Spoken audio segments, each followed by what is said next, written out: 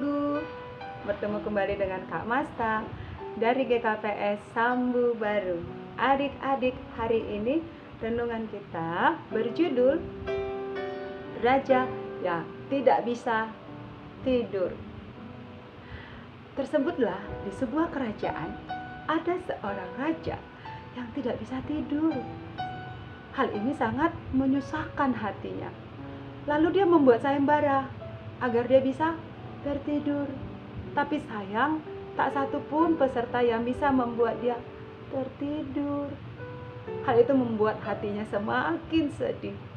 Di dalam kesedihannya, dia pergi ke sebuah desa menaiki seekor kuda. Di tengah perjalanan, dia menyaksikan ada seorang penebang kayu sedang tertidur pulas di atas kayu hasil tebangannya. Sampai terdengar dengkurannya. Dan raja yang menyaksikan itu berkata dalam hatinya, sungguh menyenangkan seperti dia bisa tertidur pulas. Lalu dia menyuruh pengawalnya untuk membangunkan si penebang kayu. Setelah si penebang kayu terbangun, raja berkata kepadanya, berikanlah aku resep yang bisa seperti dirimu tertidur pulas. Lalu si penebang kayu pun berkata, Tuanku raja, raja harus melakukan seperti yang hamba lakukan. Apa? Maksud kamu saya ikut menebang kayu?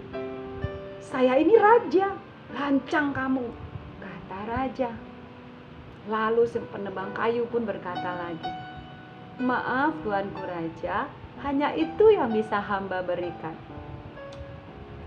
Tak ada pilihan, raja pun ikut menebang kayu.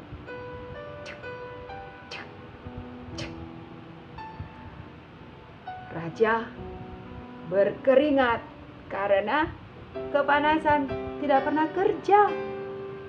Dan dia pun nafasnya terengah-engah karena kecapean. Oleh karena terlalu capek, terlalu letih, raja pun tertidur di bawah pohon.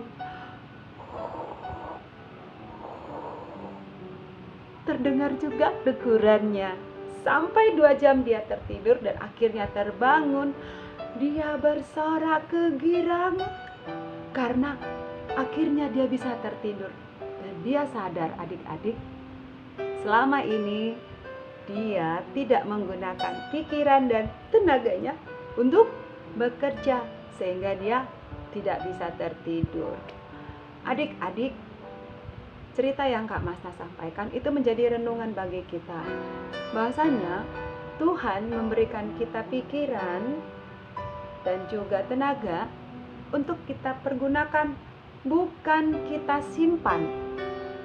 Pikiran dan tenaga yang Tuhan berikan kepadamu untuk melakukan banyak hal. Apalagi sekarang ketika kita masih berada di rumah, bukan berarti kita tidak melakukan apa-apa, tidak memikirkan apa-apa. Dalam artian, mari gunakan tetap pikirannya untuk hal yang positif, bukan main game terus.